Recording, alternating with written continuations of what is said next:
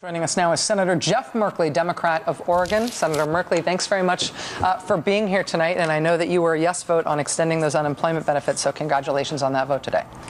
Thank you very much, Rachel. And I got to say, you're giving the Senate Republicans way too much credit, because today they only voted in favor of having a debate on the issue.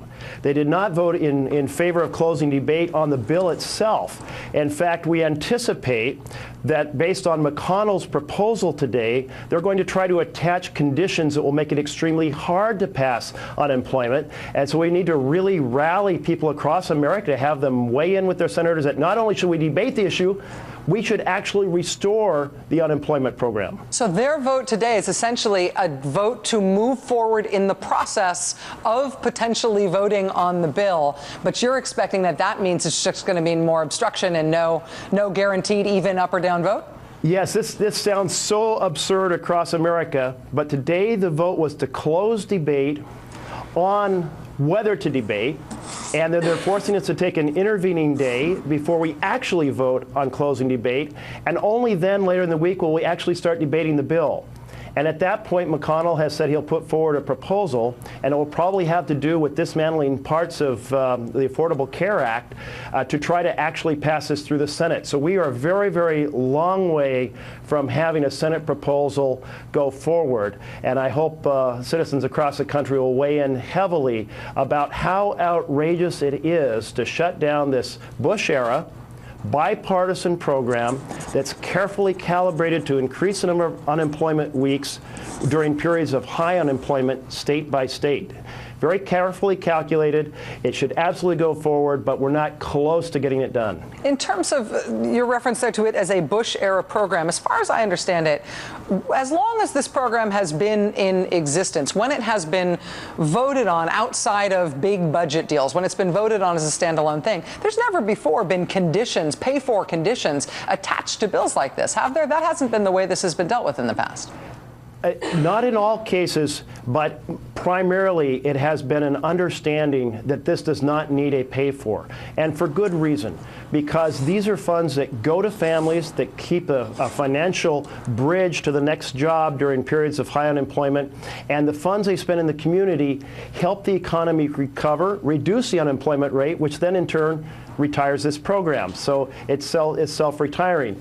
And to force to take money from somewhere else to pay for this has not been in the spirit of the program, has not been the tradition. The president has proposed not only extending these unemployment benefits, but also a rise in the minimum wage, also things like universal pre-kindergarten, preschool for kids across the country, a bit of a populist agenda from the president, both in terms of his last State of the Union and what he has most recently said he's planning to spend this whole year on, what we're expecting to hear more of him, from him on in his next State of the Union, which is coming up in just a couple of weeks. Should we see the Democratic Party as a whole and Democrats in the Senate as having that same sort of economically driven agenda right now? Are those your priorities?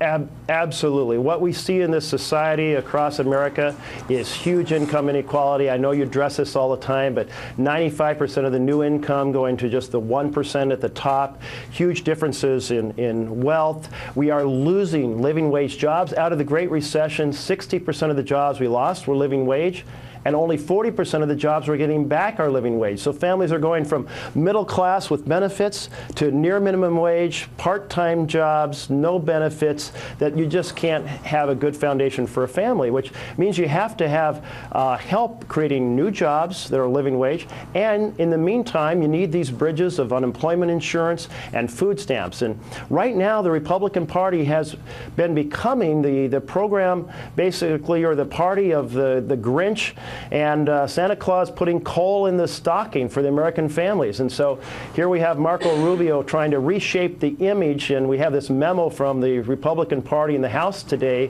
that basically says, well, members, we've got to coach you. You know, they had to coach the members how to talk about women's issues. Now they're saying we got to coach you on how to talk about being empathetic while we're blocking these programs, how to be empathetic so people won't realize just how much of a Grinch we are being. Senator Jeff Merkley, Democrat of Oregon, thank you for helping us understand this tonight. Stay in touch with us as this continues to wend its way through the Senate. It sounds like the debate is going to be feistier than anybody knew. Thank you, sir. Yes, indeed. Thanks very much.